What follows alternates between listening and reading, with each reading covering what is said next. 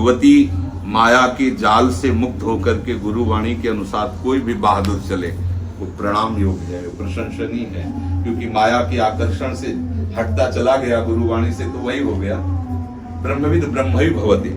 जो ब्रह्म का चिंतन करता है वो ब्रह्म स्वरूप हो जाता है, जो गुरुदेव का सतत चिंतन करता है वो गुरुदेव स्वरूप हो जाता है, वो भगवत स्वरूप हो जाता है। तो इस मान लो नई अवस्थाओं में भगवत मार्ग में तो हमें बहुत सुख मिलता है कि इसी अवस्था से ये अब जैसे वृद्धावस्था हुई, जीवन भर विषय हो गए, अब विषय त्याग, विषय लायक ही नहीं रहे तो त्याग क्या हुआ, समझ आया ना। अब जैसे यौवन अवस्था है और उस समय विषय त्याग करके भगवत अब योद्धा है, अब सही मार्ग को पकड़ पाएगा।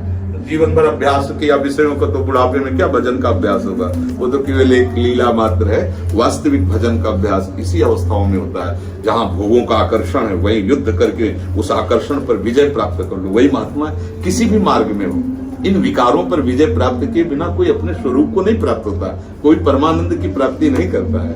हाँ, मुझे बहुत अच्छा लगा आपके दर्शन करके।